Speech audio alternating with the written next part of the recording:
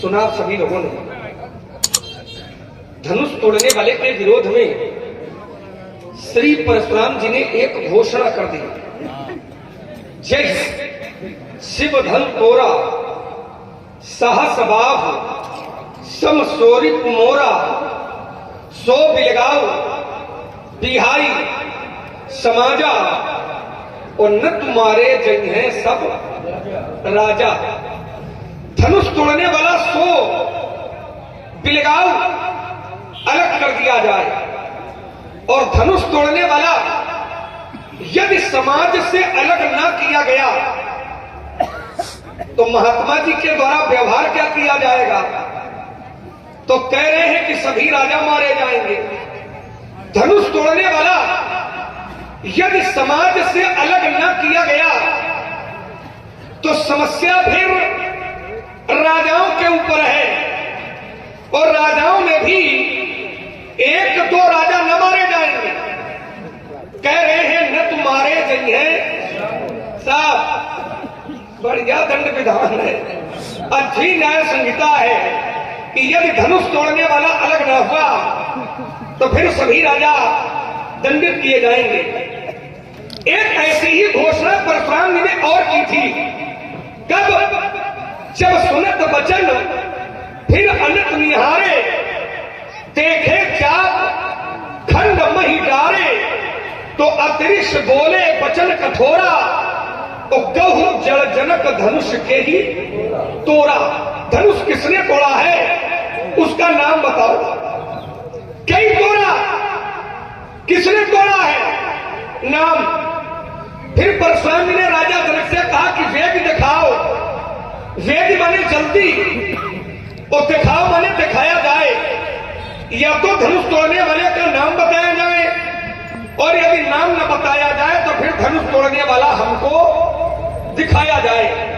परशुराम जी ने कहा कि जनक, यदि तुमने तोड़ने वाले का नाम न बताया, यदि तुमने तोड़ने वाले को दिखाया नहीं, तो करूंगा क्या? आज जहां तक तुम्हारा राज्य है, तुम्हारे राज्य की मैं पूरी धरती को ही पलट दूंगा। वेग दिखाव मूढ़ न त आजू, और उलटऊ मही जहां लगी तू राजू। जहां तक तुम्हारा राज्य है, तुम्हारे राज्य की मैं संपूर्ण धरती को पलट दूंगा।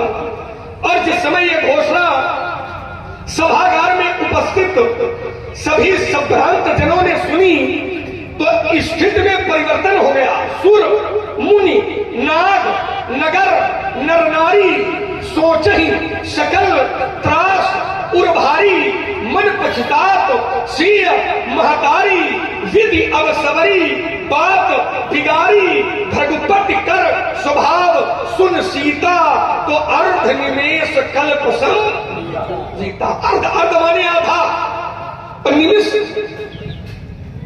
एक समय की इकाई है। कोई पूछ दे कि निमिष कितने समय को कहते हैं, तो जितने समय में हमारी आंख की पलक गिरती है, आंख की पलक गिरने का जो समय है इसको निमिष कहते हैं। और आंख की पलक कब गिरती है, इस समय की गणना हम लोग नहीं कर पाते, जान नहीं पाते, और आंख की पलक गिर जाती है। और आंख की पलक गिरने का जो समय है, इससे आधा समय अर्धनिमेष, आधा समय सीता के लिए कल्प सम, एक कल्प के बराबर लग रहा है। ये कष्ट का चरमोत्कर्ष है, ये कष्ट के सर्वोच्च शिखा का नाम है। और इस कष्ट के प्रणेता, इस कष्ट के देने वाले कोई दूसरे नहीं है, महामुनि स्वयं है। एक बार महापुरुषों की सभा में एक प्रश्न किया गया था, संसार में ऐसा कौन सा कर्म है जो सबसे अच्छा कर्म है?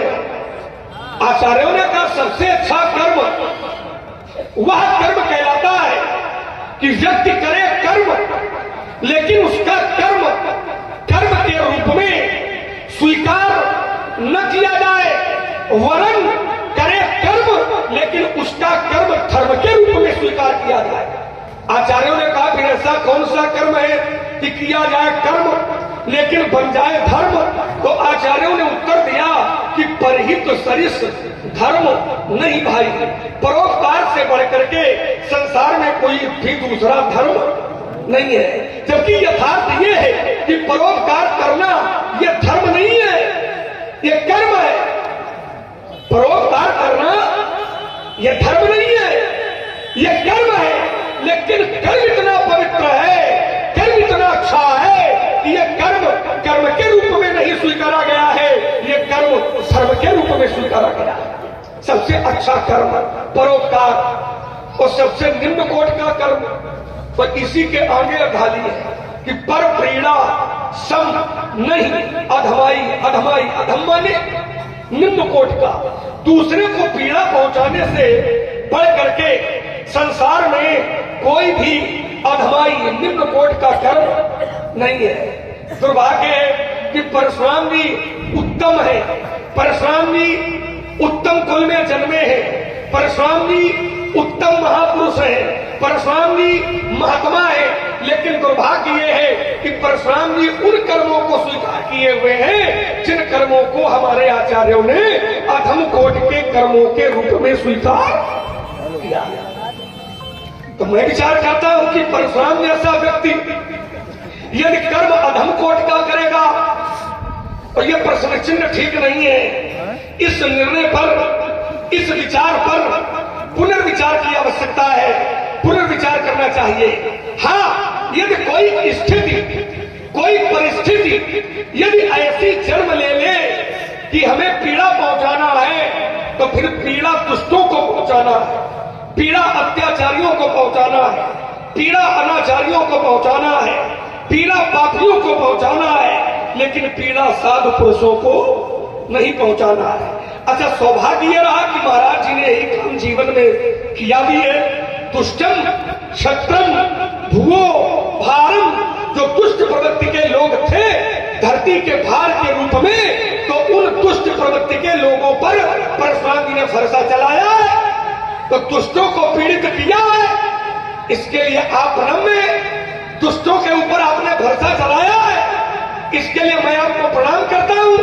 दुष्टों को आपने पीड़ित किया है, आपने अच्छा किया है, लेकिन यही काम यदि साधु पुरुषों पर भी होगा तो यह कर्म थोड़ा विचारणीय है कि यह कर्म अच्छे कर्म के रूप में स्वीकार नहीं किया जाएगा। हाँ, समस्या एक है महाराज जी की, एक समस्या है। समस्या क्या है कि परशुराम जी धनुष तोड़ने वाले की खोज करना चाहते हैं, लेकिन कोई भी धनुष तोड़ने वाले का परिचय नहीं दे रहा है। राजा जनक से इन्होंने पूछा भी था कि जनक धनुष किसने तोड़ा, लेकिन परिणाम क्या मिला कि अति डर उत्तर देत नप नहीं। राजा ने कोई भी उत्तर नहीं दिया। ये समस्या का ताला लगा है, और जब समस्या का ताला लगा हो तो भैया ताला कैसे खुलता है? अगर ताला लगा है तो ताला कैसे खुलता है? तो ताला खुलने का सरल उपाय एक ही होता है। क्या होता है? यदि चाबी मिल जाए तो फिर ताला बड़ी आसानी से खुल जाता है। चाबी मिले तो फिर ताला खुले, ताला खुल जाता है।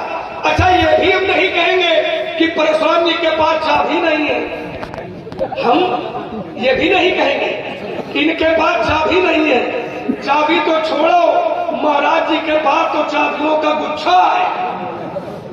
अब ये चाबियों का गुच्छा है, फिर भी ताला लगा है, इसका क्या कारण है? तो हमने चिंतन किया तो हमें एक निष्कर्ष मिला कि परशुराम जी क्रोध में है, और क्रोध के कारण कौन सी चाबी उस ताले में लगाई जाएगी, उसके लिए इनकी बुद्धि ठीक ठीक काम नहीं कर रही है। कारण है कि परशुराम जी जानकारी का ताला, ध्यान देना मेरे शब्दों पर, परशुराम जी जानकारी का ताला क्रोध की चाबी से खोलना चाहते हैं, लेकिन मेरा विचार कहता है कि जानकारी का ताला क्रोध की चाबी से नहीं खुलता है। उसके लिए चाबी बदलनी पड़ेगी। उसके लिए चाबी का परिवर्तन करना होगा, क्योंकि क्रोध की चाबी से जानकारी का ताला। पंडित जी प्रणाम। आयुष्मान और स्वामी जी सब कुशल मंगल। समाचार तो बहुत ही खराब है।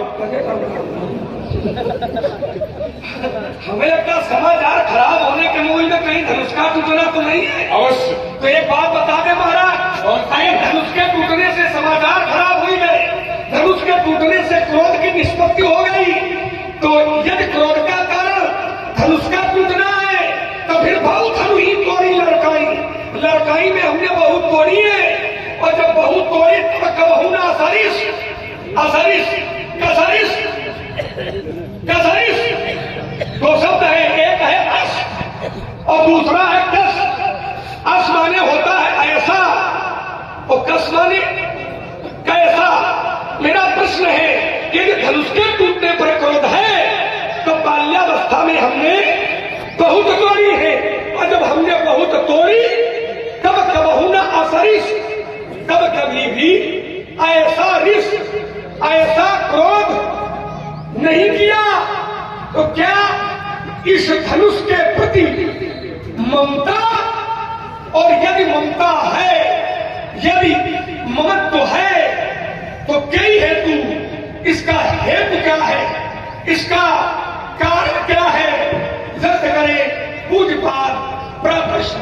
हेलो, हाँ, अभी समाज में उद्दंडता और विद्वत्ता की आग उगलने वाले राजकुमार अपने शब्द विन्यास, वाक्य शैली और परमार्थिक भाषा के माध्यम से एक तपस्वी की तपस्या पर ये तपास से त्रासा समाचार चढ़ने का जो तुमने दुस्साहस किया है, ये तुम्हारे भावी जीवन के लिए कितना हानिकारक सिद्ध होगा, इसकी तुमने अतीत में कल्पना तक नहीं की होगी।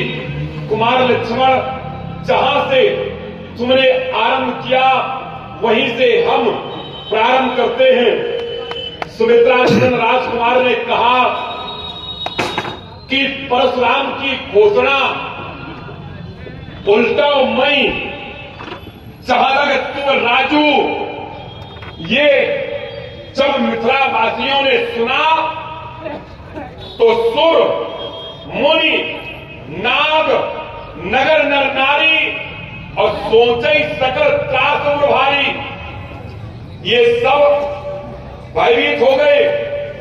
रघुपति कर स्वभाव सुर सीता, अर्ध निवेश कर संवीता, मन पछतात सी महतारी, प्रिय अब सबरी बात बिगाड़ी आज याद। लक्ष्मण का ये कथन कि आपके क्रोध करने से ये सब भयभीत हो गए, ये डर गए। मेरे हृदय ने विचार किया कि ये रामचरितमानस को भाषाबद्ध करने वाले जिस महाकवि ने इसके प्रति समर्पण किया है, उसी महाकवि ने एक और ग्रंथ लिखा अनेक ग्रंथों में से, जिसका नाम दोहाबली है। उसमें स्पष्ट रूप से कहा गया है, राम कहा रघुनाथ सो अस कही नायो माथ, अभय होय जो तुमका करे और धरे चरण पर माथ। हम ब्राह्मण हैं, अगर ये हमसे भयभीत होते हैं तो सच्चे अर्थों में शास्त्र कहता है कि यही हृदय से निर्भीक होते हैं। अभय होय जो तुमका डरे, जो आपको डरता है, आपसे भय खाता है, सच्चे अर्थों में वही निर्भय होता है। तुमने कहा ये दुख मिल रहा है, ये दुख है इनको, तो दुख का कारण हम नहीं है। ये ग्रंथ रखा है, इसका एक स्पष्ट संकेत है, काहू न को सुख दुख कर दाता और निज कृत कर्म भोग सब दाता। अपने अपने कर्म का ही सब दुख और सुख भोगते हैं। काहू न को, उनके लिए कोई सुख और दुख देने वाला नहीं है। निज कृत कर्म, तो इनका ये अपना कर्म है जिसके कारण ये दुखी है और दुख भोग रहे हैं। आइए बहुत संक्षेप में आपको उत्तर चढ़ाऊं। एक स्तुति बिंदु लक्ष्मण ने और दिया, कहा कि जानकारी का ताला क्रोध की चाबी से नहीं खुलता है। जानकारी का ताला क्रोध की चाबी से नहीं खुलता है। लक्ष्मण, हमने जानकारी ही की थी। राजा जनक से हमने सबसे पहला प्रयोग किया था और कहा था गौचर जनक धनुष के तोड़ा। हमने कहा, पूछा, राजा जनक मौन हो गया। क्रोध में पूछा तो क्रोध में जानकारी मिलती नहीं, ये आपका कथन है। आज भी हमारे सनातन धर्मावलंबी माता पिता उपस्थित है, ये गृहस्थ है। परिवार में कोई बालक अनुचित कार्य कर देता है, हमारी दृष्टि से ओझल होकर के कोई कार्य कर देता है, हम नहीं देख पाते तो माता पिता डांट कर पूछते हैं, हल्का क्रोध भी दिखाते हैं और क्रोध में पूछते हैं। बालक सत्य उगल देता है, सत्य बता देता है। हमने भी राजा जनक के साथ वही व्यवहार किया था, लेकिन अब इधर उधर देख नहीं। राजा मौन हो गया, राजा शांत हो गया, राजा के मुंह से कोई उत्तर नहीं निकला। इसके आगे की मैं कोई और दुधा अपनाता आपके अग्रज खड़े हो गए और उन्होंने अपना राग सुनाना हमें प्रारंभ किया। नाग समुदन भंजनिहारा, कोई एक कोई दास तुम्हारा, आपका कोई दास होगा, थम के कर्त में लेकर के डाल दिया। ये कोई बतलाने का तरीका है? किसी से पूछा जाए ये कार्य किसने किया, ये अपराध किसने किया, ये अनुचित कार्य किसने किया, और बताना वाला बता दे कि आपका ही कोई दास होगा। ये हम के कर्त में डाला, आपके बंद में हमको ले जा करके। इसलिए लक्ष्मण, आपका ये अंतिम कथन, ये जन पर ममता, तुम्हें धन से ममता क्यों है? हमें धनुष से ममता किंचित मात्र नहीं। पूछो क्यों? इसलिए कि आपके पूर्वज थे महाराज मनु श्री हरि की नाभ से कमल, कमल से ब्रह्मा, ब्रह्मा से मरीच, मरीच के कश्यप, कश्यप के विवस्वान और विवस्वान के वैवस्वत मनु ने अपने विचारों को संकलित किया तो एक ग्रंथ बना जिसे उन्हीं के नाम पर, स्मृति के नाम से जाना गया, मनुस्मृति। उसमें उन्होंने कहा, विप्राराम तो ज्ञान तो ज्येष्ठम क्षत्रिय राम तो वीरता। ब्राह्मण ज्ञान से श्रेष्ठ होता है, क्षत्रिय वीरता से श्रेष्ठ होता है। वैश्य जिसके पास धन अधिक हो वो श्रेष्ठ माना जाता, और चतुर्थ वर्ण सेवा से महान होता है। हम ब्राह्मण हैं, हम ज्ञानी हैं, ज्ञानियों के हृदय में ममता नहीं होती। ये ग्रंथ कहता है, रस रस सुख सरित सर पानी और ममता त्याग करे जिम ज्ञानी। ज्ञानियों के हृदय में ममता नहीं होती। इसलिए लक्ष्मण, मेरे हृदय में कोई ममता नहीं। रेन बालक काल बस ये पूर्ण सार्वजनिक संक्षिप्त, ये रेन बालक काल वश ये पूर्ण समाज विद्वानों की समाज है, और ऐसी समाज का गठन ये तत्व ही देखने को सुलभ हो पाता है। इसलिए किसी भी हास्य का पुट न देते हुए मैं सीधे गंभीरता से आपके प्रसंग को रहा। रेन बालक काल बस ये पूर्ण समाज, राजा के लड़के सवाल करके नहीं बोलता। धनी संत प्रार्थन, कहा भगवान शंकर का धनुष, जिन्होंने लोकार्थ, परोपकारार्थ, जनहितार्थ बहुत कुछ किया है। इसलिए विदित सकल संस। आइए, महाराज जी ने कहा से विराम लगाया है। मैं अपने कर्ज की गति श्रृंखला का वहीं से शुभारंभ कर रहा हूं। परशुराम जी ने अंतिम तर्क रखा कि महाराजा मनु स्मृति ने एक प्रमाण दिया है कि जो ज्ञानी होता है वो ममता नहीं करता है। ज्ञानी ममता नहीं करता है, और उसी को मानसकार ने भी एक चौपाई में प्रमाणित किया है कि रस रस सुख सरित सर पानी और ममता त्याग कर जीवी। ज्ञानी जो ज्ञानी होते हैं वो ममता नहीं करते। आइए थोड़ा चिंतन करते हैं। आप कहते हैं कि ज्ञानी ममता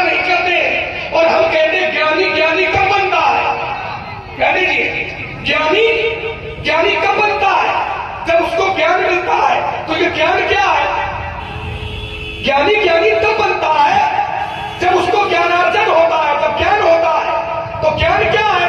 तो वेद कहते हैं कि ज्ञानम अनंतम ब्रह्म। जो ज्ञान है वही ब्रह्म है, वही ईश्वर है।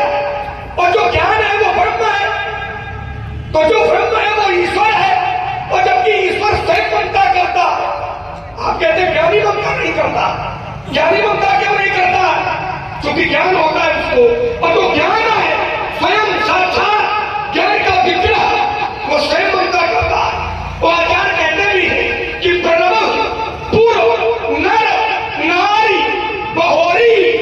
मैं नगरवासियों की वंदना करता हूं। क्यों करता हूं? इसलिए करता हूं कि इन नगरवासियों पर जो परमात्मा की ममता है वो थोड़ी नहीं है, वो बहुत ज्यादा है। प्रणव पूर्व नर नारी बहोरी। इसलिए बहोरी है क्योंकि ममता जिन पर प्रभु ही न थोड़ी। ममता परमात्मा की नगरवासियों पर थोड़ी नहीं है, बहुत ज्यादा है।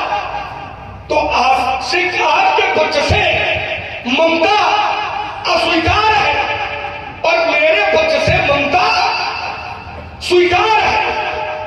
इसका मतलब ममता का फिर एक प्रकार नहीं है।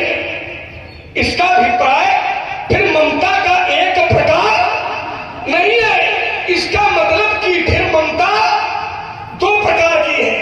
एक है सांसारिक और दूसरी है ईश्वरी, जिसको परमार्थिक कहते हैं। तो सांसारिक ममता का त्याग किया जा सकता है, लेकिन परमार्थिक ममता का त्याग नहीं किया जा सकता है।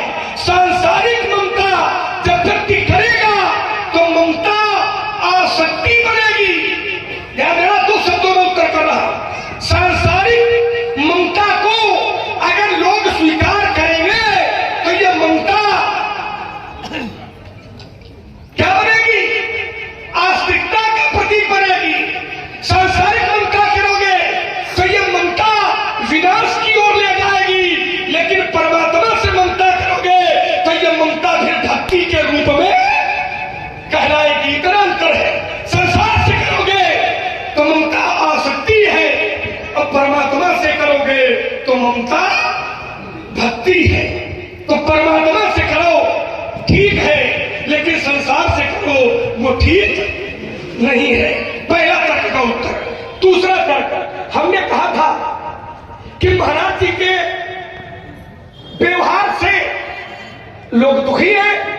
तो पंडित जी ने कहा कि लक्ष्मण मेरे व्यवहार से थोड़ी दुखी है। ये तो मानस में एक चौपाई है कि काहु न को सुख दुख कर दाता और निज कृत कर्म भोग सब भ्राता। ये मेरे कारण दुखी थोड़ी है, ये तो सब अपने अपने कर्मों से ना। चूंकि समस्याएं दो प्रकार की होती हैं। एक है प्राकृतिक समस्या और दूसरी है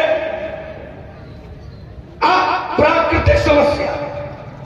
प्राकृतिक समस्या हो तो दोष किसी का नहीं है, लेकिन अगर अप्राकृतिक समस्या है तो उदाहरण छोटा सा, किसान है, फसल बोई, फसल पक करके खड़ी हुई, अचानक ओलावृष्टि हो गई।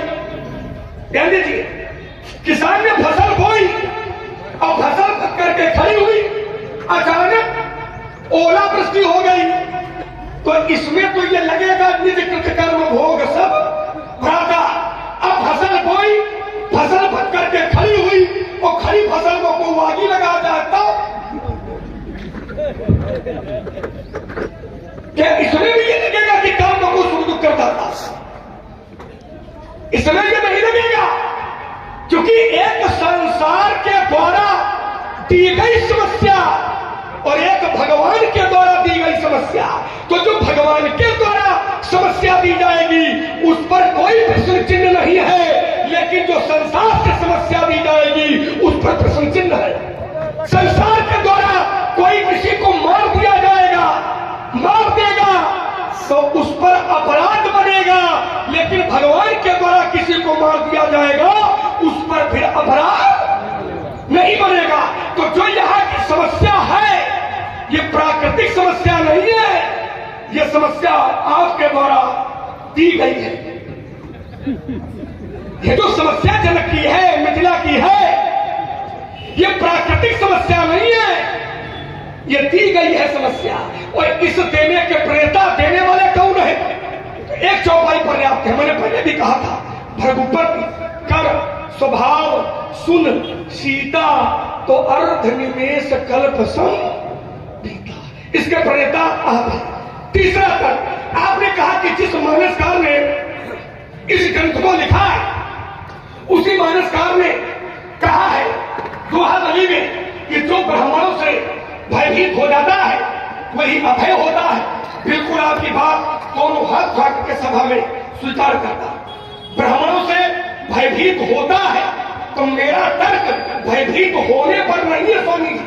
हमारे तर्क को आप समझाओ। आपने जो कहा वो सही है कि जो ब्राह्मणों से भयभीत होता है तो मेरा तर्क भयभीत होने पर नहीं है, मेरा तर्क भयभीत करने पर है। होना और करना अंतर होता है, क्योंकि हमारी आपकी शब्द की लड़ाई है। भयभीत होना और भयभीत करना, तो मेरा तर्क होने पर नहीं है, मेरा तर्क भयभीत करने पर है। जैसे उदाहरण तो दूं, आप मिथिला में आए थे तो आपको जब सभी लोगों ने देखा था तो देखा भृगुपति वेश कराला तो उठे सकल भय विकल वाला, सभी डर गए थे। तो क्या हमने आपका विरोध किया था? दीजिए, आपको जिस समय राजाओं ने देखा तो सभी राजा भयभीत हो गए थे। तो जब सभी राजा भयभीत हुए थे तो क्या हमने आपका विरोध किया था? नहीं किया था। किया कब है? जब तुम भयभीत करे वाला काम कर रहे हो। तो करना और होना, तो मेरा तर्क होने पर नहीं है, मेरा तर्क करने पर है। इसलिए विप्र देवता ये जो कर्म कर रहे हो, ये जो व्यवहार कर रहे हो, ये सर्वथा अनुचित है। इस पर विचार कर लीजिए। आइए कुमार लक्ष्मण आपके वक्तव्य के श्रृंखला की स्तुति कड़ी जहां से समापन लेती है, मैं अपने वक्तव्य के श्रृंखला की स्तुति कड़ी का वहीं से उद्घाटन करता हूं। देखिए, समाज में तर्क हो ये बहुत अच्छा है, लेकिन शास्त्र की धरती न छूट नहीं पाए। ये लड़ाई खड़की नहीं है जो कभी फसल ले आते हो। हाँ, ऐसा लगता है जीवन पर फसल ही काटते रहे हो। कभी क्रोध की चाबी से जानकारी का ताला ये ले आते हो, तालियों का गुच्छा ले आते हो, यही जीवन भर करते रहे हो क्या? कौन सी चाबी कहां लगाए ये काम दूसरों का चक्कर में न पड़ो। शास्त्र की लड़ाई घर की लड़ाई नहीं है, तो शास्त्र से लड़ लो जितना लड़े पाओ गंभीरता के साथ। अब तुमने सबसे अंत में जो तर्क रखा वो ये था कि आपने इनको डराया है, आपने भयभीत किया है। मैंने सीता का उद्बोधन लिया हो, पुर के नर नारियों का संबोधन किया हो कि तुम डर जाओ, भयभीत हो जाओ, तो आप आक्षेप लगाते, हमें सुनने में अच्छा लगता। आइए आपके इस बिना शास्त्र के प्रमाणित तर्क को मैं शास्त्र से उत्तर कर रहा। जिस समय कामदेव ने भगवान शंकर पर आक्रमण किया, भगवान शंकर ने तब शिव तीसरा नेत्र खोला। क्यों खोला? सौरभ पल्लव मदन बिलोका देखा। सौरभ माने आम, पल्लव माने पत्ता और मदन माने काम। आम के वृक्ष पर आम के पत्तों के मध्य जब भगवान शंकर ने काम को देखा तो भयौ क्रोध कंपित त्रैलोका, इतना क्रोध किया कि त्रैलोक कांप गया। और जब त्रैलोक कांपा तो हाहाकार भयो जग भारी काम को चलाया है, सारे विश्व में हाहाकार मच गया और डर पे सुर भय असुर सुखारी, देवता डर गए। भगवान शंकर को किसी ने दोष नहीं दिया, किसी ने टिप्पणी नहीं की, किसी ने आक्षेप नहीं लगाया और शास्त्र ने कभी उनकी निंदा नहीं की। भगवान शंकर ने जब काम को डराया, क्रोध किया तो देवता डर गए। हमने धनुष तोड़ने वाले के विरोध में जब क्रोध किया तो सुर मुर नाग नगर नारी डर गए, तो तुम हम पर दोष शास्त्र में फंस करके तुम आक्षेप क्यों लगाते हो? आइए फिर चलिए। ये खेल इतना आसान नहीं है। आपने कहा कि फसल है, चलिए ये आपका अपना चिंतन है, हम उधर ध्यान नहीं देते। किसी ने आग लगा दी, चलो ठीक है, जो आग लगाएगा वो अपना भोगेगा, जो जैसा करेगा। आइए साथ में चलते। काहू न को सुख दुख करदाता, निज कृत कर्म भोग सब रहता। अपने कर्म का सब भोग भोगते हैं। अंतर केवल इतना होता है कि ये कर्म, ये अपराध हमने इस जन्म में किया होता तो हमें स्मरण होता। लेकिन शास्त्र कहता है कि अवश्य में वो भोक्तव्यम। किसी ने फसल में आग लगा दी तो हमें ये लगा कि इसने अपराध किया, क्योंकि इस जन्म में हमने इसकी फसल में आग नहीं लगाई थी। इसलिए हमें ये बोध होता है। जरा बहुत ध्यान से सुनना, अपना ध्यान और अपने कान दोनों में एक तरफ। आपको रस की निष्पत्ति होगी, ये तय है। अगर इस जन्म में हमें अपने एक जन्म की कथा याद रहती है, हमने जो जो अपराध किया है उसके परिवर्तन में, उसके विरोध में अगर हमें कोई दंडित करता है तो हमें यह लगता है कि ये मेरा अपराध था, हमें इसका दंड भोगना पड़ा। लेकिन हमने अपराध नहीं किया और फिर भी हमें दंड मिल गया। हमने किसी की फसल नहीं जलाई, किसी ने मेरी फसल जला दी, तो हमें तत्काल ये बोध होता है कि ये तो मेरे साथ अन्याय हो गया। ठीक है, एक जन्म का अन्याय वो दिखता है, ये सत्य है। लेकिन ग्रंथ कहता है कि अवश्य में वो भोक्तव्यम कृतम कर्म शुभाशुभम। हमें अवश्य भोगना पड़ेगा अपने शुभ और अशुभ कर्मों का फल। बोले महाराज कब तक भोगना पड़ेगा? तो कहा कोटि कल्प सतैर मत। 1 करोड़ कल्पों का भोग हमें किसी भी जन्म में भोगना पड़ सकता है। मित्रों, 4,32,000 वर्ष का एक कलयुग था। जरा विचार कीजिए, 4,32,000 वर्ष में हम हजारों बार जन्म लेते हैं और हजारों बार मरते हैं। आज के 500 वर्ष पहले या 500 जन्म पहले हमने कोई अपराध किया था, उसका फल वहां नहीं मिला था, उसका फल हमको इस जन्म में आकर के भोगना पड़ा। 8,64,000 वर्ष का द्वापर, जरा ध्यान देना, 12,96,000 वर्ष का त्रेता, 17,28,000 वर्ष का सतयुग। इन चारों को मिला दो तो 43,20,000 वर्ष बनता है। हजारों बार जन्म लेते हैं हम, हजारों बार मरते हैं। और ऐसे 43,20,000 को एक चतुर्युग कहते हैं। और ऐसा जब एक चतुर्युग मिलाना नहीं, 2 नहीं, 4 नहीं, 1,000 चतुर्युग बीत जाते हैं, तब मेरे मित्रों एक कल्प बनता है। तो एक कल्प में हम 43,20,000 गुणा 1,000 बराबर जो माना है, इतने का होता है एक कल्प।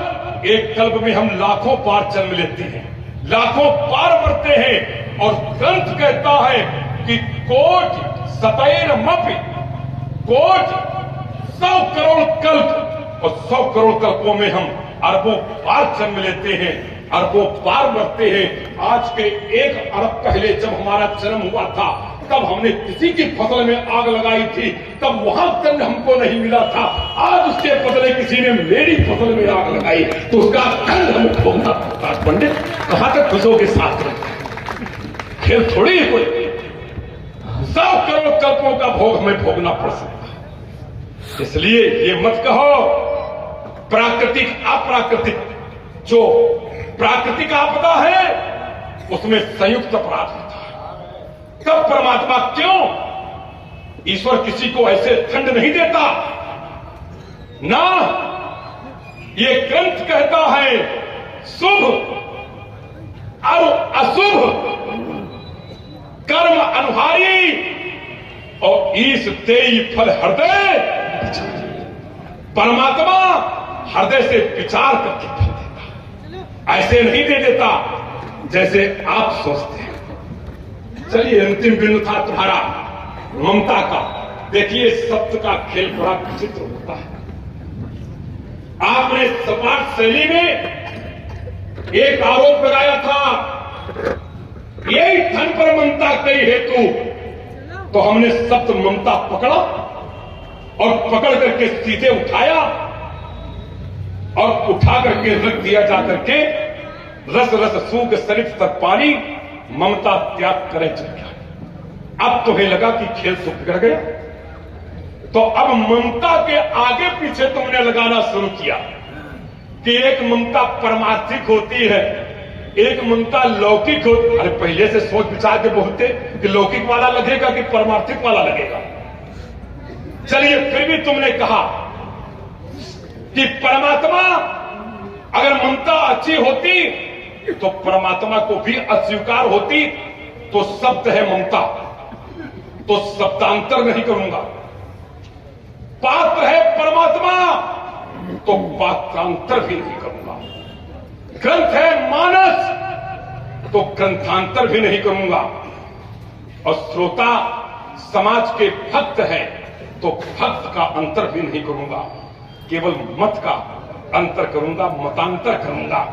एक बार प्रभु ने अपने पुरजनों को बुलाया, परिजनों को बुलाया और परिजनों को बुलाया और बुला करके एक समाज का गठन किया।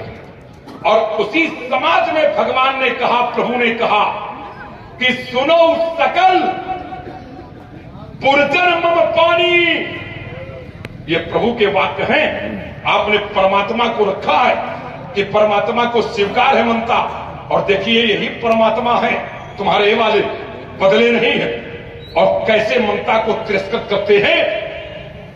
सुनो सकल पुरजन मम पानी और कहाऊं न कछु ममता उर आनी। हमारे हृदय में किंचित मात्र ममता नहीं है।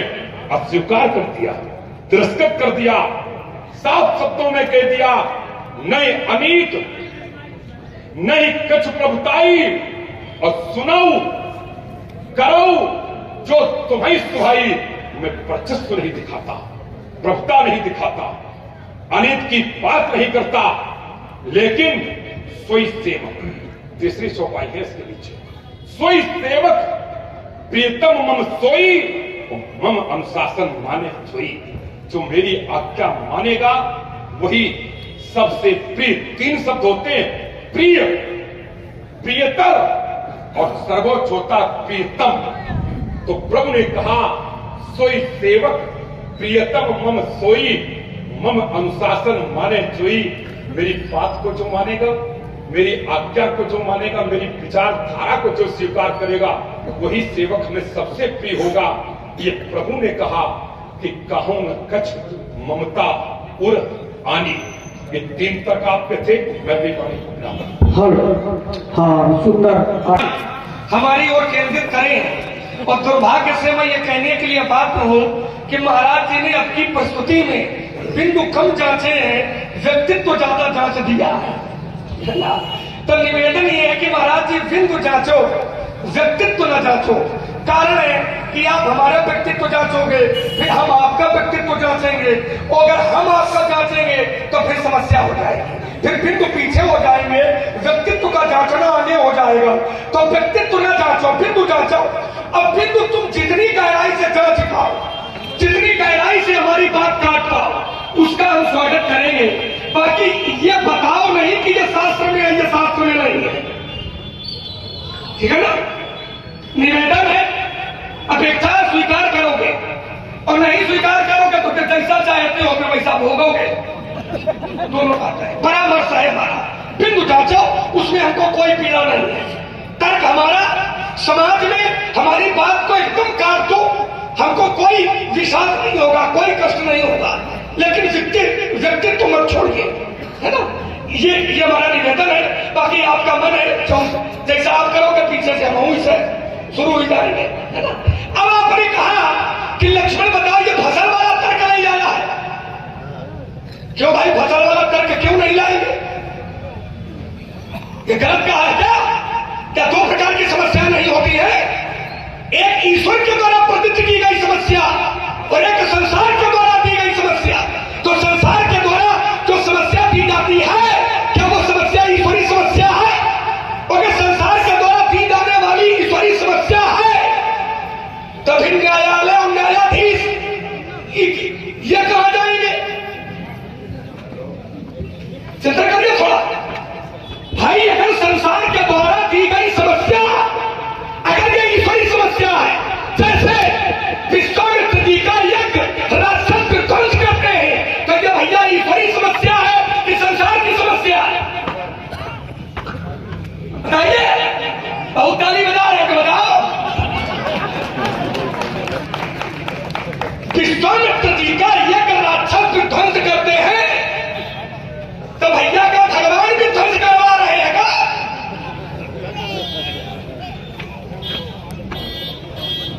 अनर्गल बोलने से संवाद पंडित जी नहीं होता है, इसलिए कहा था बिंदु न जाओ, व्यक्तित्व जाओ।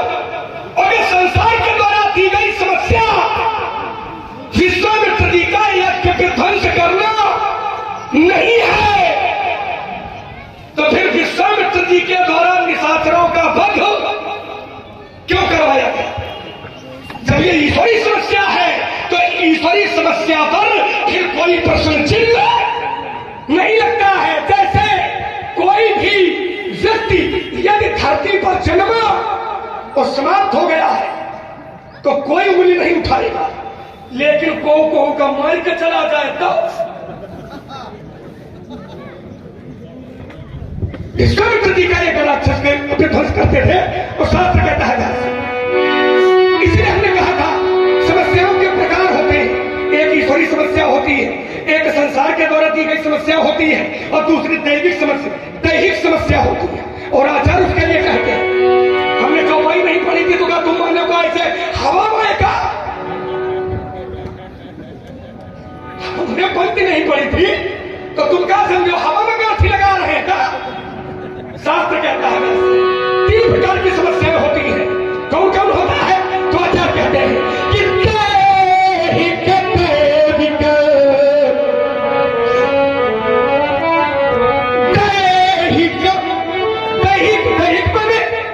दैहिक माने शारीरिक,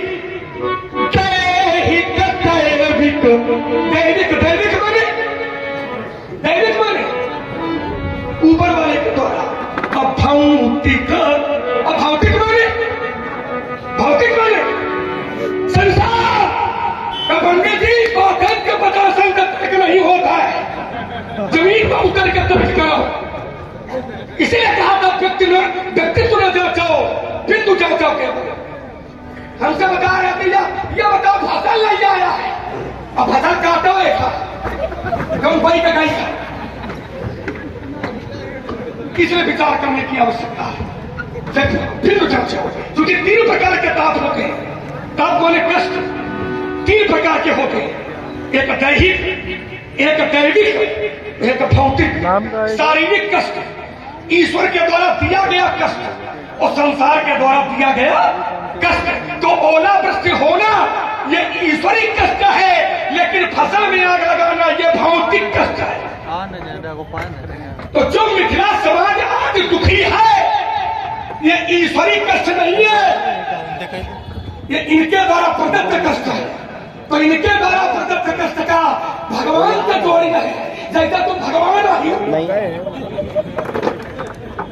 विचार करिए, ये आपके द्वारा दिया गया कष्ट है, ये ईश्वर के द्वारा कष्ट दिया गया नहीं है।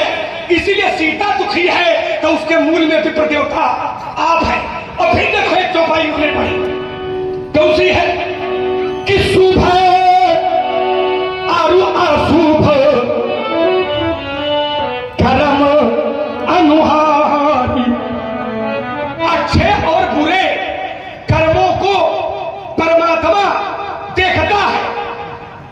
तो ईमानदारी से सोचिए भैया कि जनक की जो धरती पलटाई जा रही है महाराज जी के द्वारा, क्या ये ईश्वर के द्वारा दंड दिया जा रहा है? ये ईश्वरी दंड नहीं है, क्योंकि राजा जनक ज्ञानी जनक है। ईश्वरी दंड होता तो दोष नहीं लगता है ना। इसीलिए विचार करने की आवश्यकता है। ये दंड आपके द्वारा, आप हमने कहा आपसे भयभीत है तो एक कामदेव का प्रसंग आपने सुनाया और उसमें लोगों ने बड़ा आपका स्वागत किया। अब इसमें अंतर क्या, अंतर देख लियो। शंकर जी ने जो क्रोध किया है वो केवल कामदेव पर किया है, संसार पर शंकर जी ने क्रोध नहीं किया है। तब श्रीमती सर नैन उघारा चितवत काम भय उचारी छारा, कामदेव पर केवल शंकर जी ने क्रोध किया है। लेकिन आपका क्रोध केवल जनक पर नहीं है, पूरे राज्य पर।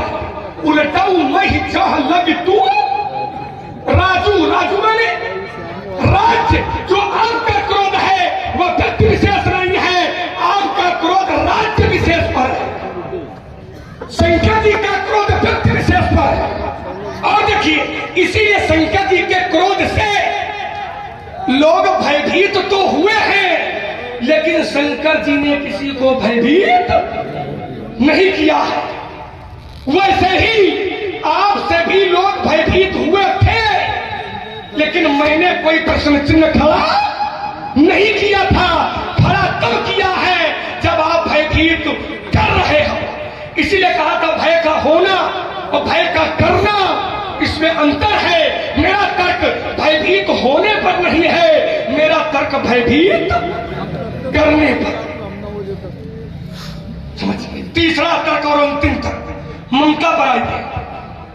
हमने कहा था कि ममता की हेतु, तो पंडित जी ने फिर कहा कि पहले विचार कर लेते कि ममता सांसारिक है कि ममता ईश्वरी है। ये हमको थोड़ी विचार करना है, ये तुमको विचार करना चाहिए।